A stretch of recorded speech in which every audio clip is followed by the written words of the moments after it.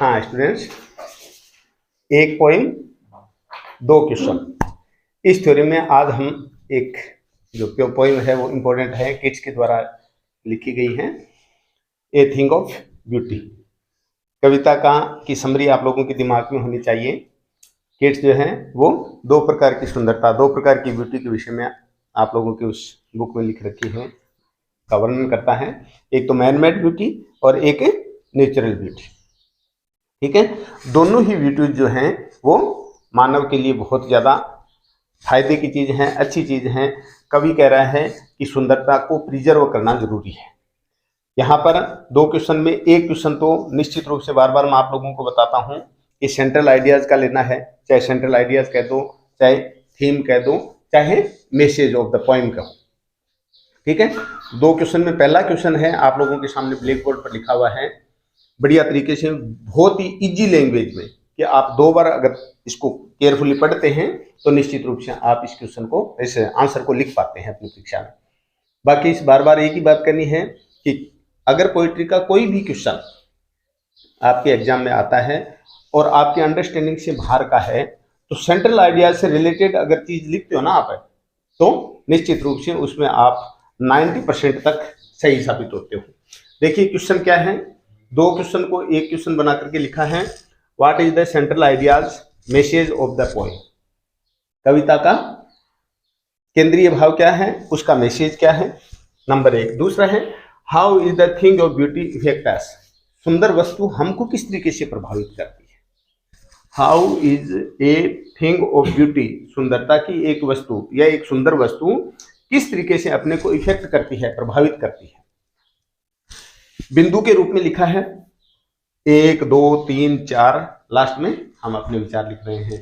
चार चीज क्या है, पहला है ए ब्यूटीफुल थिंग या ए थिंग ऑफ ब्यूटी, सुंदरता की वस्तु कैसे भी लिख सकते हो आप, ए थिंग ऑफ ब्यूटी या a beautiful thing gives pleasure to our heart and mind, हमारे मन और मस्तिष्क को एक प्लेजर प्रदान करती है, एक खुशी प्रदान करती है।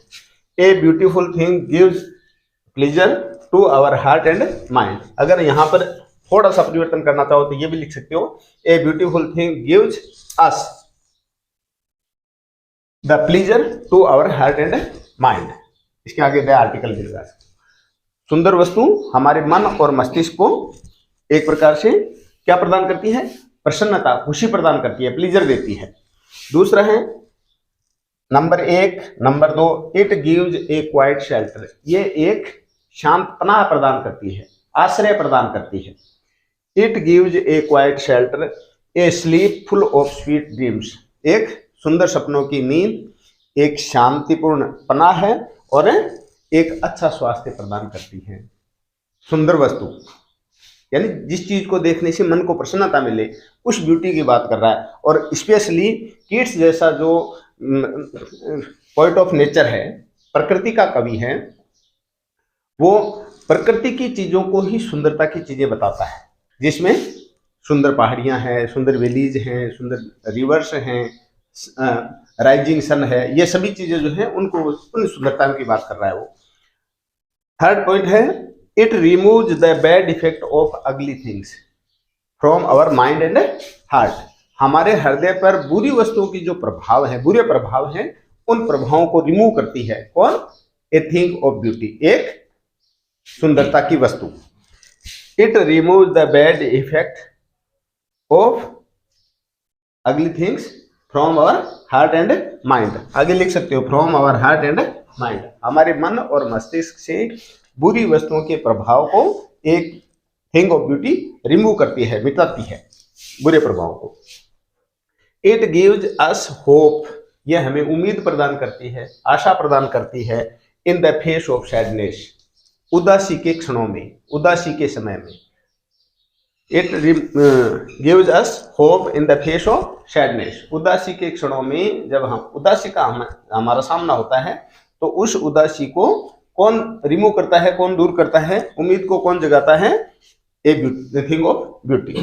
लास्ट में लिखा है शो, इसलिए the beautiful things must be preserved, इसलिए सुंदर वस्तुओं का संरक्षण होना चाहिए। फॉर द जॉय, खुशी के लिए, to the present and future generation, वर्तमान और भावी पीढ़ी की प्रसन्नता के लिए, जॉय के लिए, खुशी के लिए हमें सुंदर वस्तुओं को प्रिजर्व करना चाहिए। यह है सेंट्रल आइडिया, मैसेज, या फिर क्या कह सकते हैं हम, ये क्वेश्चन दिया ना, how is thing of beauty effect us, हमें किस तरीके से प्रभावित करती है। इन 3-4 प्रश्नों का एक ही आंसर है, इनको आप बहुत केयरफुली समझ करके लिख सकते हैं। हाँ, दूसरा क्वेश्चन देखिए, सुनिए पहले, देखिए महत्वपूर्ण क्वेश्चन, 2 ही क्वेश्चन लिए ना एक पोइम में से, एक तो सेंट्रल आइडियाज का लिखा है, दूसरा क्वेश्चन है शानदार क्वेश्चन, इस पोइम का जो मुझे सबसे ज्यादा इंपॉर्टेंट लग रहा है वो है why is grandeur associate with the mighty dead, यानी मृत, शक्तिशाली मृतों का वैभव हमसे क्यों जुड़ा हुआ है, किस तरीके से जुड़ा है। Why is grandeur associate with the mighty dead, मृत, शक्तिशाली मृतों का वैभव क्यों जुड़ा हुआ है। ठीक है, क्वेश्चन जो शुरुआत में डिस्कस किया है, क्वेश्चन के पार्ट को आप अपने आंसर में शामिल कर सकते हो। इस तरीके से लिखें, grandeur is associate with the, is का प्रयोग यहां करना है, with the mighty dead, that because, लगा दिया ना, because mighty deads are remembered for their great thoughts and great works, जो शक्तिशाली मृत हैं, जो हमारे पूर्वज हैं, वो याद किए जाते हैं। क्यों याद किए जाते हैं? For their great thoughts and great works, अपने उच्च विचारों और उच्च कार्यों के कारण, महान विचारों और महान कार्यों के कारण उनके वैभव को हम आज याद करते हैं, उनको याद किया जाता है। They become idol of a nation, वो किसी देश का आदर्श बन जाते हैं। जैसे हम सुभाष चंद्र बोस को, भगत सिंह को, महात्मा गांधी को, नेहरू को, इन लोगों को याद क्यों करते हैं? उनका वैभव हमसे जुड़ा हुआ है, उनके महान कार्यों को हम याद करते हैं। तो यहाँ पर जो सेकंड टॉपिक दिया है, मैंने पॉइंट बनाया है, वो है they become idol of a nation, वो एक राष्ट्र के आदर्श बन जाते हैं। देयर ग्रैंडर, उनका वैभव, इंस्पायर, हमको प्रेरित करता है द नेक्स्ट जनरेशन, आगे आने वाली जो पीढ़ियां हैं, उन पीढ़ियों को उनका महान कार्य जो है, उनका वैभव जो है, वो इंस्पायर करता रहता है, प्रेरित करता रहता है।